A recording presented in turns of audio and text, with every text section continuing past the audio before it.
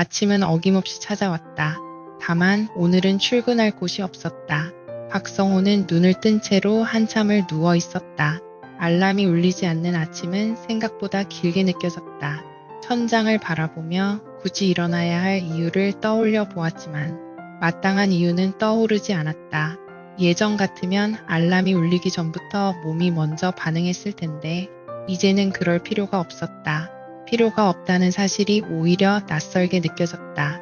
성호는 천천히 몸을 일으켰다. 양말을 신을까 하다가 그냥 맨발로 거실로 나왔다. 바닥이 차가웠다. 그 차가움이 오늘 하루의 기분을 미리 알려주는 것 같았다. 부엌으로 가서 주전자를 올렸다. 물이 끓기 전까지 집안은 유난히 조용했다. 창밖을 보니 이웃집 아주머니가 쓰레기를 내다 버리고 있었다.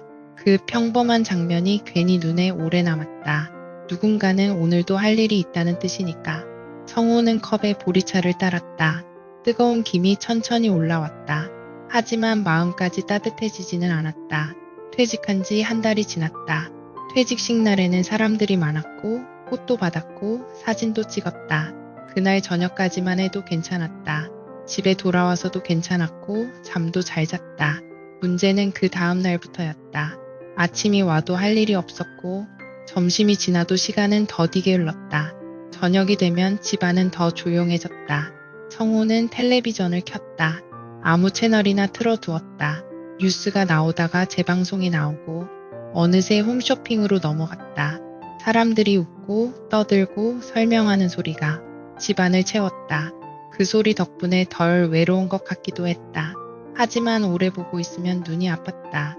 눈이 아픈 건지 마음이 아픈 건지는 잘 모르겠다. 성호는 리모컨을 내려놓고 소파에 앉았다. 소파 옆에 놓인 오래된 시계가 눈에 들어왔다. 초침이 또각또각 움직이는 소리가 집이 조용할수록 더 또렷하게 들렸다. 이래서 사람들이 일을 못 놓는구나. 성호는 그렇게 혼잣말을 하며 아무도 없는 집안에 일부러 소리를 남겼다. 그때 휴대폰이 울렸다. 성호는 반갑게 전화기를 집어들었다. 아들 이름이 화면에 떠 있었다. 아빠 잘 지내? 잘 지내지. 요즘 뭐해? 그 질문 앞에서 성호는 잠시 멈칫했다. 뭐 하고 있느냐는 질문이 이렇게 막막할 줄은 몰랐다. 그냥 집에 있지. 잠깐의 침묵 뒤에 아들이 미안한 듯 말했다. 아빠 이번 주말엔 못 내려갈 것 같아. 일이 좀 있어서. 그래, 일해야지. 괜찮다. 아들은 다음에 내려오겠다고 말했다. 성호는 알겠다고 대답했다. 전화를 끊고 나니 집안이 더 조용해졌다. 조용한 집은 괜히 더 넓어 보였다. 넓다는 건 그만큼 비어있다는 뜻이었다. 성호는 창문을 열었다. 바람이 들어왔고 햇빛도 들어왔다. 그런데도 마음은 크게 달라지지 않았다. 그때 문득 이런 생각이 들었다. 나 이대로 있으면 안 되겠다. 왜 그런 생각이 들었는지는 분명하지 않았다. 다만 집안에 계속 머물고 있으면 점점 더 깊은 곳으로 가라앉을 것 같은 느낌이 들었다. 성호는 신발을 신고 밖으로 나왔다. 동네를 천천히 걸었다. 편의점 앞에서는 학생들이 웃고 있었고 버스 정류장에는 사람들이 서 있었다. 모두 어디론가 가고 있는 것처럼 보였다. 자기만 제자리에 멈춰 있는 것 같았다. 정류장 벤치에 잠시 앉았다. 햇빛이 따뜻했다. 그런데 마음은 여전히 차가웠다. 나도 어딘가 가야겠다. 그 말이 입 밖으로 나오자 조금은 진짜처럼 느껴졌다. 성호는 다시 집으로 돌아왔다. 현관문을 닫는 소리가 평소보다 크게 들렸다. 아직 떠난 건 아닌데 마치 이미 다녀온 사람처럼 마음이 조금 달라져 있었다. 방으로 들어가 옷장을 열었다. 옷은 많이 걸려 있었지만 막상 손이 가는 옷은 몇 벌 되지 않았다. 너무 새 옷도 싫었고 너무 낡은 옷도 입고 싶지 않았다. 성호는 가장 무난한 옷을 꺼냈다.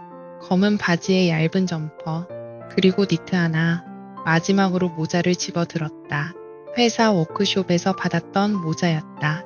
그동안 한 번도 제대로 써본 적은 없었다. 오늘은 이걸로 하지. 누구에게 하는 말도 아니었지만 그렇게 중얼거리며 모자를 눌렀었다. 작은 가방을 꺼냈다. 여행 가방이라고 부르기엔 조금 작았지만 혼자 떠나기에는 충분해 보였다. 세면도구와 약, 충전기를 넣고 지갑을 다시 한번 확인했다. 가방이 생각보다 가벼웠다. 짐이 적다는 사실이 조금은 마음을 편하게 만들었다.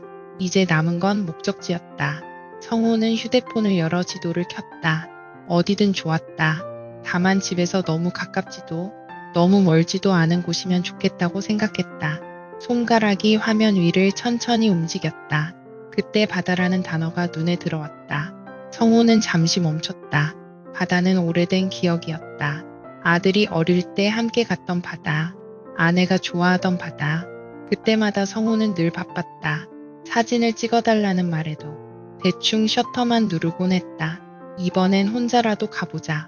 그 말이 마음속에서 먼저 나왔다. 버스 시간표를 확인했다.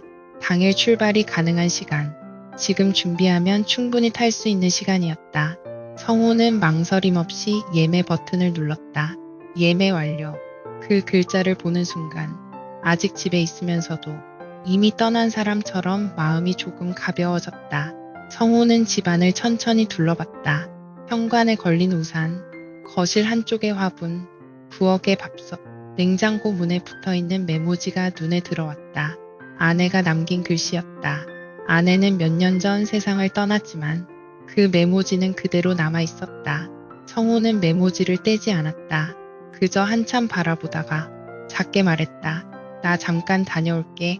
그 말을 입 밖으로 내자 조금 더 진짜처럼 느껴졌다. 출발 시간이 다가왔다. 성호는 불을 끄고 창문을 닫고 현관문을 잠갔다. 늘 하던 일이었지만 오늘은 손이 한 번 더 멈췄다. 엘리베이터를 타고 내려가며 성호는 생각했다. 이게 도망일까? 아니면 시작일까? 밖으로 나오자 공기가 달랐다. 집안의 공기와는 다르게 밖의 공기는 살아 움직이고 있었다. 차 소리, 사람 소리, 바람 소리까지 모두 귀에 들어왔다. 성호는 택시를 탈까 하다가 버스를 타기로 했다. 괜히 택시를 타면 큰 결심처럼 느껴질 것 같았기 때문이다. 버스를 타면 그냥 평범한 외출 같을 것 같았다. 버스가 도착했다. 성호는 천천히 올랐다. 교통카드를 찍었다. 삑 하는 소리가 났다. 그 소리가 이상하게 안심이 됐다. 버스 안에는 사람들이 많지 않았다. 누군가는 휴대폰을 보고 있었고 누군가는 창밖을 멍하니 바라보고 있었다. 성호도 창밖을 보기로 했다. 도시는 서서히 뒤로 물러났다. 빨래가 걸린 베란다, 작은 분식집, 병원 간판과 학원 간판들이 차창 너머로 스쳐 지나갔다. 성호는 그동안 이 길을 얼마나 자주 오갔는지 떠올렸다. 늘 같은 시간, 같은 목적이었다. 오늘은 조금 달랐다. 터미널 앞에 도착했다. 성호는 버스에서 내렸다. 터미널 입구는 여전히 분주했다.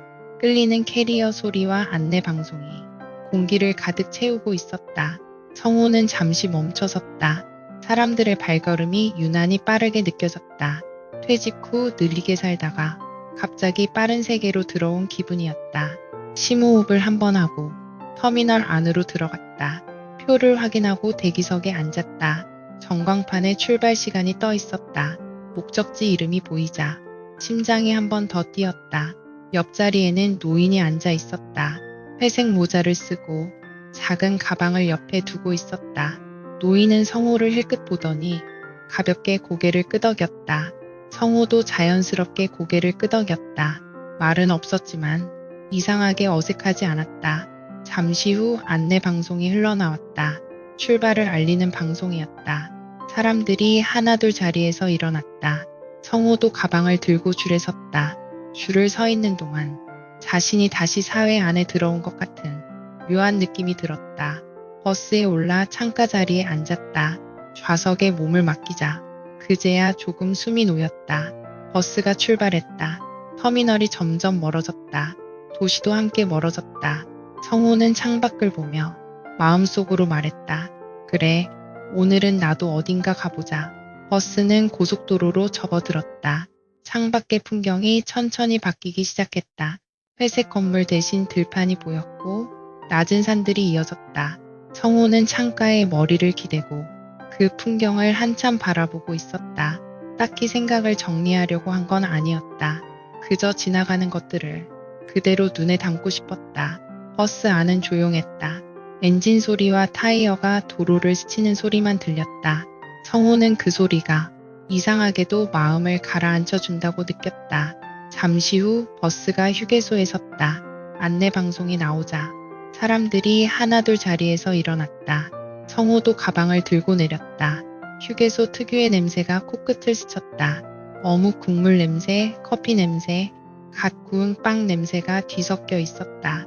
성호는 자동 판매기 앞에 섰다. 따뜻한 커피 버튼을 눌렀다. 종이컵이 내려오고 김이 천천히 올라왔다. 컵을 두 손으로 감싸 쥐자 손이 먼저 따뜻해졌다. 그 온기가 마음까지 번지는 데는 조금 시간이 더 필요해 보였다. 그때 누군가 옆에서 말을 걸었다. 혼자 가십니까? 성호는 고개를 들었다. 아까 터미널에서 옆자리에 앉아있던 노인이었다. 회색 모자를 쓴 말수가 많지 않아 보이던 그 사람이었다. 네, 혼자요. 성호가 그렇게 대답하자 노인은 고개를 끄덕였다. 처음이시죠? 성호는 조금 놀라며 웃었다. 어떻게 아셨어요? 노인은 커피를 한 모금 마시고는 담담하게 말했다. 표정이요. 처음 떠나는 사람 얼굴은 다 비슷합니다. 성호는 그 말이 괜히 마음에 남았다. 자신의 얼굴에 그런 표정이 드러나 있었을 거라고는 미처 생각하지 못했다. 괜찮습니다. 노인이 말을 이었다. 혼자 가는 게 제일 큰 용기니까요. 성호는 그 말을 들으며 괜히 웃음이 났다. 용기라고까지 생각해 본 적은 없었지만 누군가 그렇게 말해주니 조금은 그렇게 느껴졌다. 안내 방송이 다시 울렸다. 사람들이 서둘러 버스로 돌아갔다. 성호도 자리로 돌아왔다. 창밖으로 하늘을 올려다보니 구름이 천천히 흘러가고 있었다. 도시에서는 잘 느끼지 못했던 느린 움직임이었다. 버스가 다시 출발하자 성호는 눈을 감았다. 깊이 잠들지는 않았다. 그저 잠깐 마음을 쉬게 두는 정도였다. 눈을 감고 있으니 아내의 얼굴이 떠올랐다. 아내는 늘 말했다. 당신은 나중에 쉬면 뭐 할 건데? 그때마다 성호는 대답을 미뤘다. 나중에 생각해 보자고만 했다. 지금에서야 그 질문이 조금 다르게 들렸다. 나중에 쉬면 이렇게라도 다녀야지. 성호는 속으로 그렇게 답해 보았다. 잠시 후 목적지에 거의 다 왔다는 안내 방송이 흘러나왔다. 사람들이 가방을 챙기기 시작했다. 성호도 몸을 일으켜 창밖을 바라보았다. 어느새 바다 냄새가 나는 것 같았다. 실제로 맡은 건 아니지만 분명 그렇게 느껴졌다. 버스가 터미널에 멈췄다. 문이 열리자 차가운 바람이 한꺼번에 들어왔다. 성호는 그 바람이 싫지 않았다. 버스에서 내려 낯선 바닥을 밟았다. 사람들은 각자 다른 방향으로 흩어졌다. 누군가는 마중 나온 가족에게 향했고 누군가는 택시 쪽으로 걸어갔다. 성호는 잠시 그 자리에 서서 주머니 속 표를 만졌다. 이제 정말로 여기까지 왔다는 게 실감났다. 그때 저쪽에서 아까 그 노인이 다시 보였다. 노인은 성호를 알아보고 가볍게 손을 들어 인사했다. 성호도 자연스럽게 손을 들어 답했다. 말은 없었지만 그 인사가 괜히 마음을 따뜻하게 했다. 노인은 먼저 걸어갔고 성호는 잠시 뒤를 이어 천천히 걸음을 옮겼다. 완전히 혼자만의 여행은 아닐지도 모르겠네. 성호는 그렇게 생각했다. 터미널을 나서자 바다가 보였다. 멀지 않은 곳에서 파도가 부서지고 있었다. 성호는 그 자리에 잠시 서서 바다를 바라보았다. 아침에 집을 나설 때와는 분명히 다른 기분이었다. 아직 아무것도 해결된 건 없었다. 하지만 오늘 하루를 그저 집 안에서 보내지 않았다는 것만으로도 충분히 의미가 있었다. 성호는 가방끈을 다시 고쳐매고 천천히 발걸음을 옮겼다. 은퇴 후 처음 떠난 혼자 여행. 그 첫날은 이렇게 시작되고 있었다. 그리고 성호는 이 여행이 자신에게 어떤 말을 건네게 될지 조금은 기대하고 있었다.